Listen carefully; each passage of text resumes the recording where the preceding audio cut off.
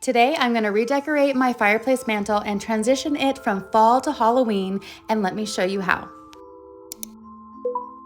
So to create the Halloween garland, I'm using 2 different color faux stems, and I'm interlocking them and weaving them together to get this kind of look all along the fireplace mantle.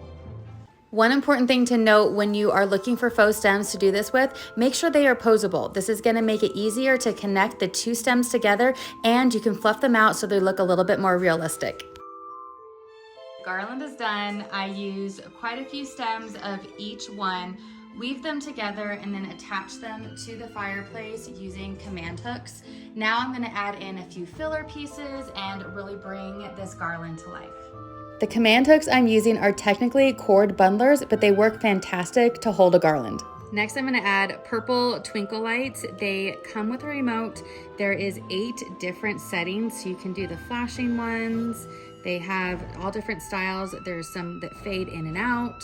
You can set them on a timer, and then you can also turn them off all through the remote. So I'm gonna weave these lights through the garland to just give it a little bit more spooky flair.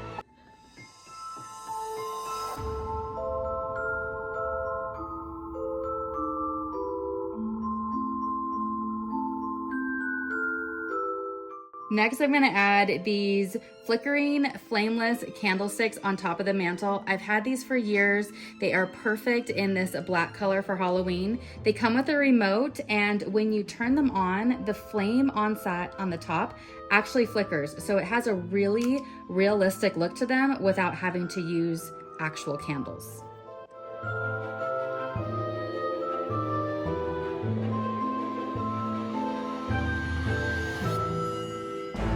I'm gonna add these paper bats to have them trailing up my fireplace. And these are super easy. You could make these if you have a Cricut. You could just cut out a bat shape, but if not, they are super inexpensive to buy. To make the paper bats look more realistic, I will usually fold the wings so they pop out a little bit. And then to attach them to the wall, I'm gonna do that using blue painter's tape.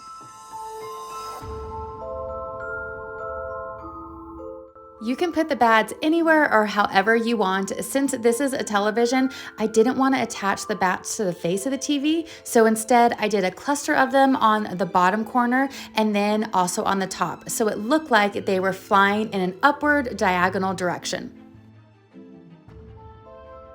Lastly, I added my metal Jack Skellington in front of the fireplace to complete my Halloween mantle decorations. And then of course waited till it got dark so you could really get full effect of those purple twinkle lights and flameless candles.